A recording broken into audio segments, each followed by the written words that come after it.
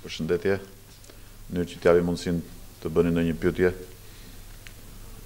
jo ndonjë, po fjala vjen, bëni sa doni, po komunikoj vendimin e kryesisë për emërimin në krye të komisioneve pranë Komitetit Drejtues Kombëtar të LSI-së, në krye të Komisionit Çështje Ligjore Institucionale Erisa Xhixho, të Komisionit për Integrimin Evropian Kedi Mehmetaj, Komisionit Politikës Jashtme Arben Cici, Komisionit të Sigurisë Kombëtare Barisha Qiri, Komisionit Strategjisë Zhvillimit Ekonomik dhe Punësimit Majlin Lazimi, Komisionit Bujqësisë Profesor Luiq Turmalaj, Komisionit Turizmit Ralf Gjoni, Komisionit Mjedisit Ardi Qela, Komisionit Infrastrukturës dhe Zhvillimit Territorit Përparim Spahiu, Komisionit të Energjetikës dhe Industrisë Adela Shera, Komisionit të Arsimit, Inovacionit dhe Kërkimit Shkencor Profesor Jorgaj Qaçani,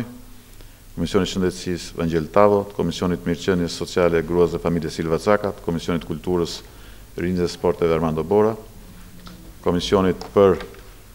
Çështjet e Drejtat Njeriu dhe Minoriteteve Thanas Poçi dhe Komisionit për Marrëdhënie me Mediat Linda Karadaku. Që do thotë se këto komisione shumë shpejt do të fillojnë punën për të bërë një vlerësim të arritjes deri tani sipas fushave, por njëkohësisht edhe të përgatitjes jo vetëm të programit elektoral për vitin 2000 për zgjedhjet e 18 qershorit të 2017, por njëkohësisht edhe për gjithë periudhën afatmërshme apo dhe afatgjatë të zhvillimit të vendit. Kështu që e keni fjalën ju. Zotëmeta Nertila Dosti nga Ora News. Pyetja e parë, a ka qenë në fokus të mbledhjes së sotme ecuria e koalicionit me Partinë Socialiste? Mbledhja nuk ka qenë dhe shumë e gjatë, sepse çdo lloj diskutimi i tillë do të kërkonte një kohë të gjatë, por mbledhja ka qenë e qartë në përgatitjet e LSI-së për të tërhequr ekspertë më të mirë brenda saj, por edhe nga shoqëria civile apo nga grupet e interesit, për të përmirësuar më tej programin e saj, por njëkohësisht edhe për të përgatitur programin e ardhshëm elektoral në funksion të një rritje ekonomike më të lartë dhe të një punësimi të qëndrueshëm dhe më cilësor. Nuk është diskutuar fare për reformën e koalicionit? Nuk ka patur një diskutim të veçantë për këtë çështje. Së dyti, gjatë kësaj periudhe të bojkotit dhe protestës së opozitës, nuk kanë munguar ftesat, le të themi, nga disa eksponentë të Partisë Demokratike. Qëndrimi i Lëvizjes Socialiste për Integrim është mjaft i qartë. Zgjedhjet e 18 qershorit janë vendimtare për të ardhmen europiane të Shqipërisë. Ato së bashku me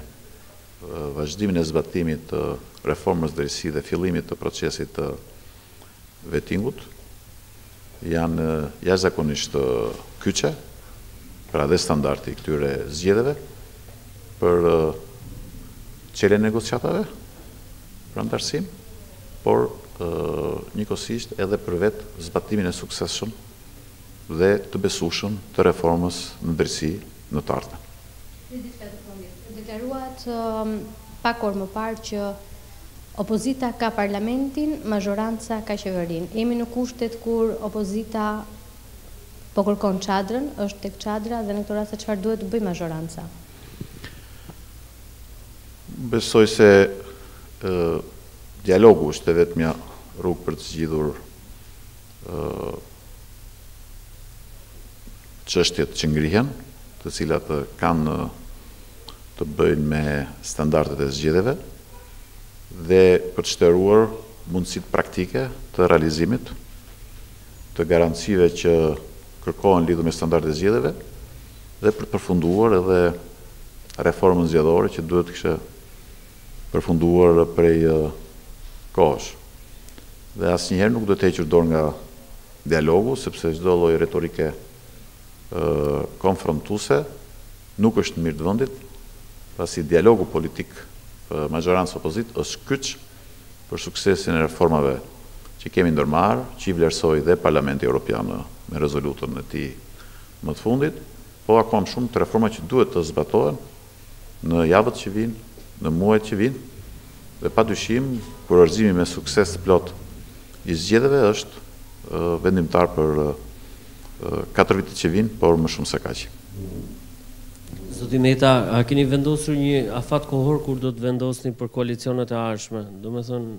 me cilin koalicion Partia Lëvizja Socialiste për Integrim do të shkojë në zgjedhjet e ardhshme? Se kjo ka qenë një përgjigje e qartë edhe më parë që ne vazhdojmë në këtë koalicion të mbushim gjitha detyrimet dhe përgjegjësitë tona, dhe kjo është kryesore sepse çdo ditë, çdo javë që vjen, të gjithë kemi përgjegjësi të mëdha për të përmbushur dhe do të bëjmë gjithçka për një klimë sa më konstruktive, jo vetëm brenda koalicionit qeverisës, por edhe për një klimë sa më konstruktive në gjithë jetën politike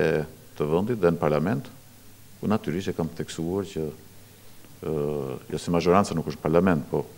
parlamenti mbi të gjitha është opozita, se majoranca ka edhe qeverinë, përveç se padyshim që është majorancë parlament. Zoti Meta, pyetja fundit, ju keni deklaruar se nëse zoti Rama me koalicionin e tij nuk arrin 71 deputet pas zgjedhjeve 18 qershorit, dhe nëse po ashtu zoti Basha nuk arrin 71 deputet me koalicionin e tij pas këtyre zgjedhjeve, LSI-ja do të jap kontributin për krijimin e qeverisë re. Ku e bazoni ju këtë betejë numrash në një farë mënyrë, këtë kalkulim? Në daljen vetëm në zgjedhje të partisë tuaj me një koalicion të vetin? Ne nuk bëjmë asnjë kalkulim numrash aq më tepër parakohshëm dhe të panevojshëm, sepse tani është çështja për të kalkuluar